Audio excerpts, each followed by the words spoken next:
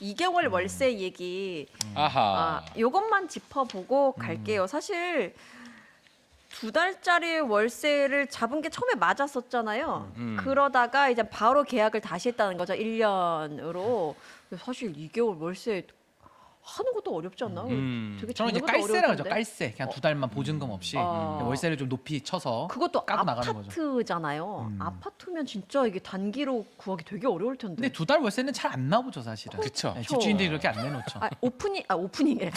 뭐라 그래? 오피스텔 네. 같은 경우에는 네, 그런 게 가끔 단기가 있어. 거의 안 있긴 나와 있는데 그것도 오피스텔도. 영등포 같은 데는 또 있더라고요. 그러니까 비싸게 줘야 돼. 그치. 그러니까 돈이 많이 들죠. 그러니까 우리 같은 사람들은 그런 거 아예 생각을 잘 안 하지. 우리는 그래도 1년, 2년 이렇게 계약을 잡고 가는데 네. 전 이거 논란의 핵심은 그거라고 생각해요. 뭐 세 뭐요? 달은 너무 길다. 그래서 2달만 했다. 이게 핵심이 아니고 저는 조국 후보에게 한번 우리가 내기를 해보고 싶어요. 아하. 만약입니다. 이번에 조국 후보가 당선이 되면 어. 당연히 평택에 집 한 채 구입하시겠죠. 그래서 이제 서울하고 왔다 갔다 하면 지내시겠죠? 뭐 좋습니다. 근데 만약에 조국 후보가 이번에 떨어진다. 1% 차이로도 한 표 차이로도 떨어지면 떨어진 거 아닙니까? 소선거구제에서. 네. 그랬을 때 조국 후보가 평택에 계속 산다 안 산다? OX 퀴즈입니다. 아. 저는요. 제 진짜 패널 인생을 걸 수 있어요. 나 모든 걸 다 걸게. 나는 진짜 걸지 마. 다 걸 수 있어. 걸지 마. 조국 후보는 평택에 안 남습니다. 아니, 떨어지면 네네네. 그건 조국 대표가 저랑 내기하죠. 신인규를 은퇴시키고 싶다. 방송에서 정계 은퇴는 아니고 방송 은퇴시키고 싶다. 그럼 제가 제 유튜브만 할게요. 저는 조국 후보가 평택에 하나씩 여러 여지를 듣는데. 아니 계속 살 분이 아니에요, 이분 자체가. 그래요. 그래서 저는 2달 그 계약했다라는 그 자체가 사실은 조국 후보가 어떻게 보면 이제 떴다 방식으로 좀 내려왔다라는 그 의혹. 요게 이제 좀 찔리고 사실은 조금 방어가 불가능하다 싶어서 1년으로 지금 요걸 계약을 정정한 거 아닌가. 맞다. 근데 그건 맞아요. 그러면 1년 네. 단위로 집을 이사해서 거주할 것이다. 이 얘기도 맞아요? 이것도 말이 안 그렇게 되는 됐어요? 게 저 최근에 이사 갔거든요. 보통 우리 시청자분들 이사 가시는 분들 다 아실 거예요. 이사 가면요. 제가 계약 기간을 못 지키고 이사 가잖아요. 그러면 다 복비도 물어줘야 돼. 그럼요. 그리고 나갈 때 또 내 집도 비워주면서 이사 비용 들어. 또 입주하면은 그 입주하는 쪽도 또 청소도 하고 들어가야 돼. 돈이 무지 많이 들어요. 이사 갈 때마다. 저도 이번에 돈 쓰면서 막 진짜 너무 힘들었거든요. 근데 이거를 이사를 나는 1년마다 매년 다니겠다라는 게 뭐 금전적인 여유가 돼서 이렇게 한다 그러면 저는 할 말은 없는데 이 굉장히 비효율적인 일이거든요. 그러니까 1년 단위로 다시 계약을 하겠다라는 건 저는 이해가 되는데 1년 단위로 돌아다니면서 산다는 이주를 아니 굳이 그러니까 이게 이주를 이해가 안 해보더라고? 돼. 좀 이상한 그림이긴 하죠. 희한해. 보통 이제 한 달 큰일 말한 살기, 것 같은 느낌. 1년 살기 이런 거는 제주도나 그런 데 사는 거지. 아니 그게 아니라 아니, 이사가 필요해서 가야 되는데 그치. 이사 자체가 목적인 거야. 그러니까- 이런 경우는 처음 보는 거지. 이게 그러니까 말이 좀 이게 이상해. 엇나온 진짜 것 같은 느낌이 말한 대로 실거주 앞으로 하시는지 정말 보고 싶긴 이거 하고요. 끝까지 봐야 됩니다. 끝까지. 이재명 대통령의 또 중요한 가치죠. 실거주냐 아니냐. 압류. 봐야 됩니다. 예. 이걸 제가 보고 느꼈던 거는 참 복덕방만 논았겠다. 복비가 계속 나오는 복비 계속 복비가. 나옵니다. 그래서 참 그렇게 즐겁게 돌아다니면서 사실 수 있어 부럽네요. 그리고 이삿짐 그러니까- 센터도 여기 계약 맺으면 계속 4년치를 뽑을 수 있습니다. 계약. 근데 물량 얘기가 물량을. 나오는 건데 사실 평범한 국민들은 한 번에 한 곳 뿌리 내릴 때 정말 고민 많이 합니다. 직장하고 교통 고려하지, 뭐 교육 고려하지, 애들 그 월세도 교육. 부담이고. 그럼요. 네. 그렇게 한 곳 정해서 뿌리 내리는 거고요. 그렇게 이웃들하고 호흡을 가져가는 거고 그렇게 어떤 지역 안에 정주하게 되는 거예요. 이분 뭐 그 제주도 1년 살기 같냐고요. 지금 이렇게 힙스터처럼 돌아다니면서 사시는 게 좀 이상한 것 같습니다. 요거는 뭐 길게 갈 건 아닌 것 같아요. 뭐 3달은 너무 길다. 3달은 너무 길다. 2달로. 요거 뭐 그렇게 길게 할 건 아니고 다음으로 넘어가겠습니다. 네. 이거 할게요. 전북 아하. 이야기 겁니다. 요거 여론조사 한번 결과 보겠습니다. 많은 분들이 충격적이다라는 거에서 뉴스원이 조원 CNI에 의뢰를 했습니다. 5월 9일부터 10일까지 전북 거주 유권자 1000명 대상입니다. 무소속 김관영 43.2%, 우와. 민주당 이원택 39.7%, 격차 3.5%포인트입니다. 오차범위 아니긴 합니다. 그런데 제명당한 현직 도지사가 다른 민주당의 공천 후보를 앞선 상황이 벌어진 거예요. 물론 여기 안에 맥락 보시는 분들 아마 다 알고 계실 거기 때문에 설명을 좀 차치를 하도록 하고 요 흐름 어떻게 보십니까, 신인기 변호사님? 근데 이제 사실은 지금 이제 핫플레이스라고 하면 처음에는 대구시장 선거였고 그 이후에는 이제 부산 북구갑 그리고 평택을 이렇게 됐는데 예. 저는 사실 전북지사 선거가 상당한 저는 핫플이 될 거라고 이야기를 해왔었고 깜짝 놀랐거든요. 아니나 다를까 지금 이제 정청래 대표가 어제 기자회견을 통해서 공천 되게 잘했다라는 좀 자화자찬 이야기를 했거든요. 근데 지금 전북의 상황은 심상치 않죠. 그래서 이런 부분도 사실은 전 정청래 대표가 말이야 자신감 있게 하려고 공천 잘 됐다 이야기를 했겠지만 지금 속으로는 굉장히 속이 타들어갈 거 아니냐라는 생각이 들고 이 왜 그러냐. 결국 현역 지사인 김관영 후보가 지금 무소속으로 나오게 된 데는 민주당이 어떻게 보면 징계를 이원택 후보와 김관영 후보를 좀 차별적으로 하면서 잣대가 달랐다. 결국 안호영 의원도 경선을 뛰었던 분인데 이분이 단식을 12일이나 하면서 항의를 했어요. 네. 그러니까 그 부분에 대한 과정 처리가 제대로 되지 않았다라는 것이 이미 전북에 민심을 통해서 지금 일부 드러나고 있는 거 아니냐. 근데 물론 이 조사 한 번만 가지고 지금 확답을 얘기할 수는 없고요. 그럼요. 앞으로 한두 번 더 반복이 될 텐데 저는 전북지사 선거는 굉장히 뜨거울 것이고 네. 만약에 김관영 후보가 무소속 돌풍을 일으켜서 여기서 전북에서 당선이 된다. 그러면은 뭐 정청래 대표는 저는 8월 달에 당 대표 저는 뭐 굉장히 멀어진다라고 저는 네. 봅니다. 그러니까 이 결과는 정청래 대표에 대한 호남 주민들의 그 굉장히 그 냉정한 평가가 들어갔다고 봐야 돼요. 굉장히 그 위기감을 많이 느끼실 거고요. 그 안에 경선을 보면 이원택 후보가 당시에 그 김관영 지사의 내란몰이도 했어요. 내란 근데 그게 이제 무혐의로 다 끝났잖아요. 네네네. 거기에 이제 정치 생명 걸겠다고 했는데 지금 안 걸. 누가 정치 생명 이원택 걸겠다고 후보가. 그랬어요? 아, 예. 근데 이게 목숨이 여러 개인가, 뭐 슈퍼 마리오신가, 뭐 이런 생각을 좀 해봤습니다. 근데 이게 띠링. 전북 뺏기면 정청래 대표가 정말 치명타 될 겁니다. 치명타죠. 당 대표 연임에 가장 큰 타격이고 출마 자체가 굉장히 머쓱한 상황이 될 것 같고요.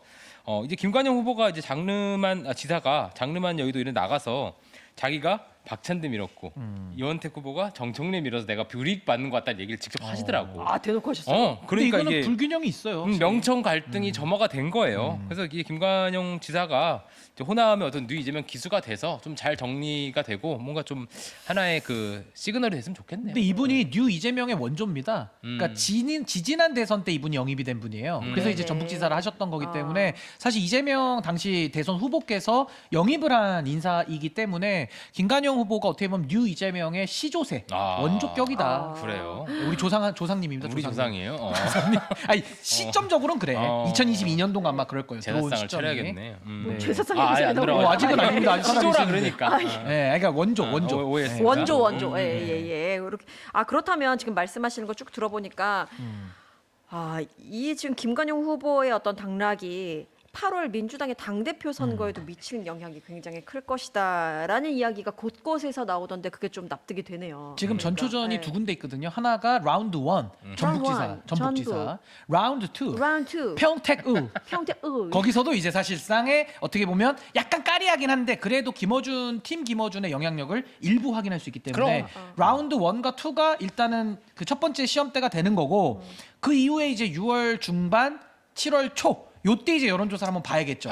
그때 이제 당대표들의 후보군이 생기면서 그때 이제 여론이 아마 고착화될 가능성이 매우 높고 8월 달에 이제 경선을 하니까 굉장히 세게 붙을 거라고 저는 봐요. 왜냐하면 맞아요. 이재명 정부의 성공을 위해서는 반드시 실용주의 노선은 지켜내야 되거든요. 네, 이건 네. 민주당이 정말 사활을 걸고 지켜야 되는 거기 때문에 아마 김어준 씨도 가만히 있지 않을 거고 거기에 대한 이 소위 말하는 실용주의 노선을 지키겠다라는 네. 분들의 움직임도 전 굉장히 강하게 맞부닥칠 것이다. 저 그렇게 봅니다. 그러니까 확실히 그 8월 전당대회를 이제 뒤에 두고 좀 역순으로 움직이고 있다는 생각이 들 때도 있어요. 근데 이재명 대통령 입장에서도 최근에 그 울산도 가고 서울 남대문 시장도 가고 직접 행동을 좀 하시거든요. 아하. 이게 뭐 선거 개입이 아닌 범위 내에서 약간 이제 응원을 해주는 거거든요. 김상욱 의원도 지금 서포트 해주고 그런 겁니다. 해석이죠. 예, 그러니까 그렇게 예, 예. 다른 방송이 다 그렇게 얘기를 해. 그래서 다행입니다. 다른 우리만 방송도 그렇게 얘기해서.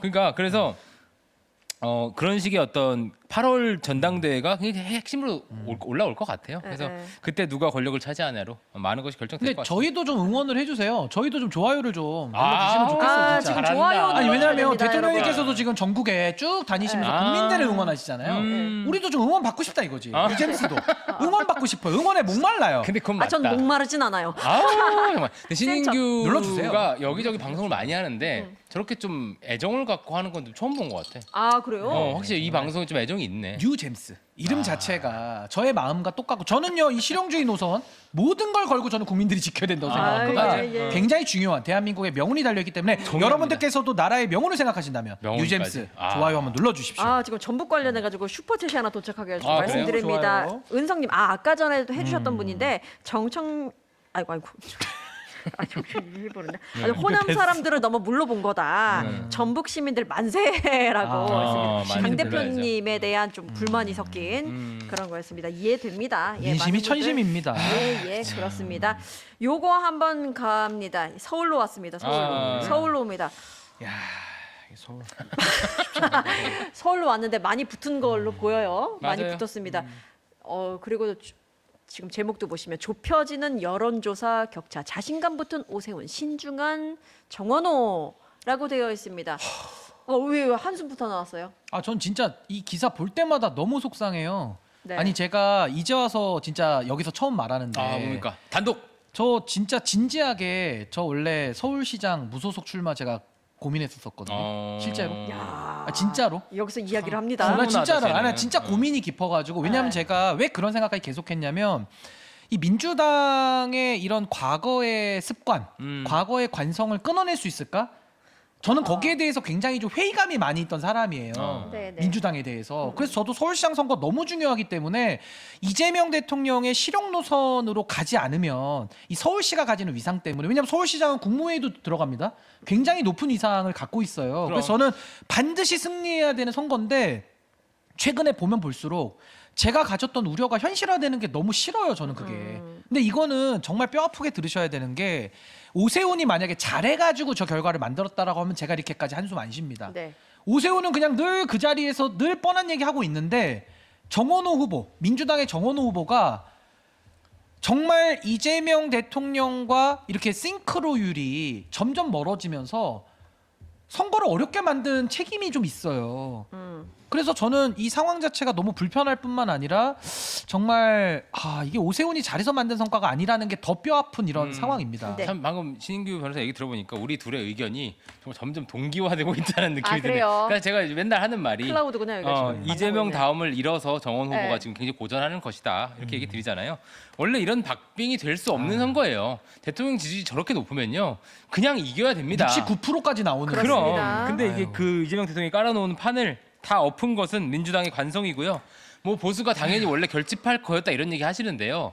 보수는 원래 보수 유권자들은 네. 이번에 투표 안 할라 그랬어요. 워낙 국힘 한심하고 이재명 대통령 잘하는 것 같고. 근데 지금 이유가 생기니까 결집을 하는 겁니다. 그래서 이걸 보시는 민주당 지지자분들 사실 저나 뭐 인규도 그랬을 것 같긴 한데 정원호 후보에 대해서 맨날 시민사회 후보 같다 이렇게 쓴소리를 하면 왜 우리 민주당 후보를 공격하냐라고 하시는 분도 있더라고. 근데 이럴까봐 그런 거예요. 근데 지금 그대로 가고 있어서 우리도 지금 답답한 거 아니야. 네. 그래서 이 이재명 대통령처럼 반전 매력을 빨리 보여주셔야 돼요. 이념을 초월한 행정과 이미지를 스스로 계속 걷어차고 있고요. 네. 그렇습니다. 이렇게 하면 못 이깁니다. 네, 이런 말을 참 안 하려 그래. 왜 그러냐면 조심스럽습니다 말하기가. 왜냐면 이게 바뀔 가능성이 좀 적어요. 지금 이 상황에서. 스탠스가 바뀔 가능성이 적다라는 스탠스와 거죠. 캐릭터와 네. 애티튜드가 바뀔 가능성이 적어요. 그래서 네. 굉장히 지지층을 피로하게 하고 있어요. 지금 보시는 분들도 어떻게 하면 엔간하면 민주당 후보 지지하고 싶고 한 마음이 많으실 그럼 거 아니야. 당연하죠, 그거는. 예. 그러니까 자, 근데 그래서 오세훈 찍을 거야?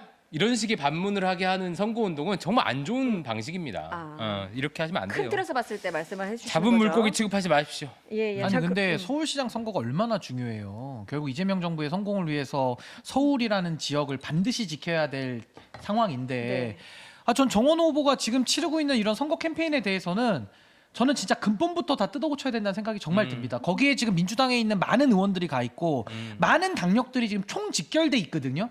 근데 이런 결과를 낸다? 굉장히 이거는 좀 무겁게 받아들여야 된다라는 생각이 예, 듭니다. 좋습니다.